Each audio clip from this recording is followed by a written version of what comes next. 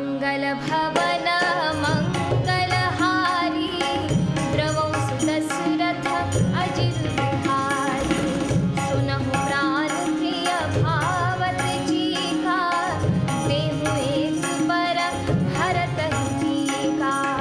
मागौ दूसर बर कर जोरी पुर बहुनाथ मनोरथ मोरी।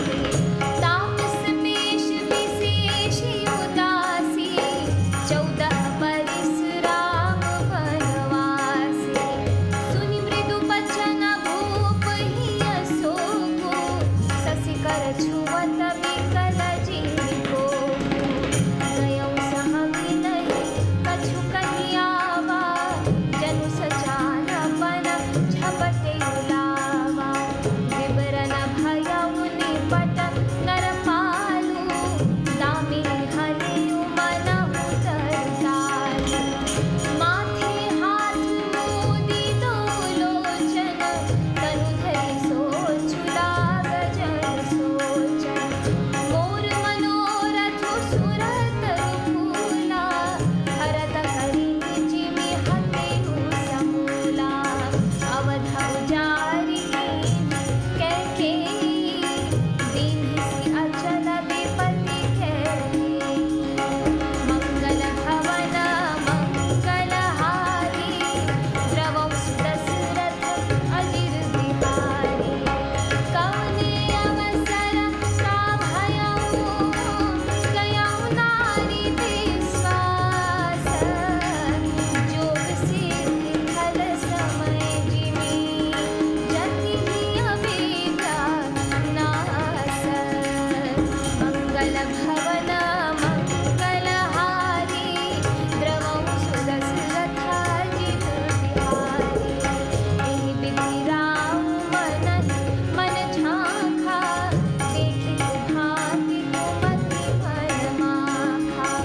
भरत राउर पूत न होही आनित मोल बेसाही की मोही। जे सुनि सरु अस लाग तुम्हारे काहे न बोलहुँ बचन सम्हारे। देहु उतरु अनु करहु कि नाही सत्य संध तुम रघुकुल माही। तेन कहेहु अब जनि बरु देहु तजहु सत्य जग अपच सुलेहु। सत्य सराहि कहि बरु तेना जाने लेहि माही छबेना। सिविद धीछि बलि जो कछु भाषा तनु धनु तजेउ बचन परु राखा। अति कटु बचन कहति कैकेयी मानहु लोनु जरे पर देई। मंगल भवन मंगलहारी द्रवौ सुदशरथ अजिर बिहारी। धर्म धुरंधर धीर धरि नयन उघारे राय। सिरु धुनि लीन्हि सास यसी मारे सि मोहि उठाए। मंगल भवन मंगलहारी द्रवौ सुदशरथ अजिर बिहारी। अर्थात वह बोली, हे प्राण प्यारे सुनिए, मेरे मन को भाने वाला एक वर तो दीजिए। भरत को राज तिलक और हे नाथ दूसरा वर भी मैं हाथ जोड़कर मांगती हूँ। मेरा मनोरथ पूरा कीजिए। तपस्वियों के वेश में विशेष उदासीन भाव से राज्य और कुटुंब आदि की ओर से भली भांति उदासीन होकर विरक्त मुनियों की भांति राम 14 वर्ष तक वन में निवास करें। कैकेयी के कोमल विनय युक्त वचन सुनकर राजा के हृदय में ऐसा शोक हुआ जैसे चंद्रमा की किरणों के स्पर्श से चकवा विकल हो जाता है। राजा सहम गए, उनसे कुछ कहते न बना, मानो बाज वन में बटेर पर झपटा हो।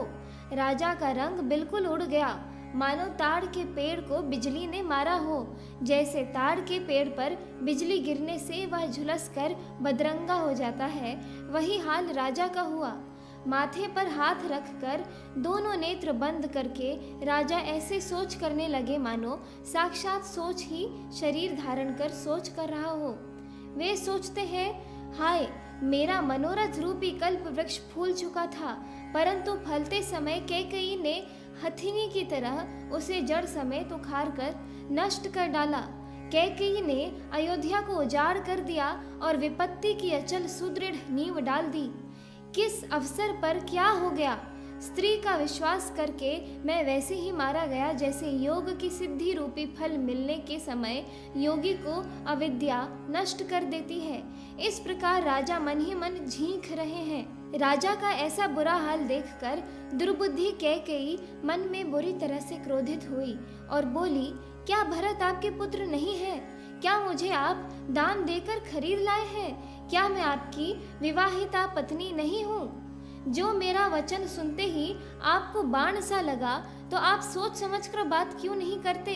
उत्तर दीजिए, हाँ कीजिए, नहीं तो नहीं कर दीजिए। आप रघुवंश में सत्य प्रतिज्ञा वाले प्रसिद्ध हैं।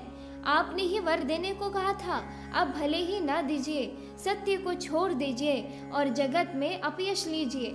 सत्य की बड़ी सराहना करके वर देने को कहा था, समझा था कि यह चबेना ही मांग लेगी।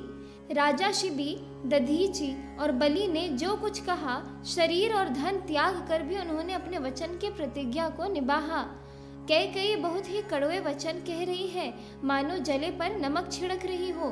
धर्म की धुरी को धारण करने वाले राजा दशरथ ने धीरज धर कर नेत्र खोले और सिर धुनकर तथा लंबी सांस लेकर इस प्रकार कहा कि इसने मुझे बड़े कठोर मारा, ऐसी कठिन परिस्थिति उत्पन्न कर दी जिससे बच निकलना कठिन हो गया है।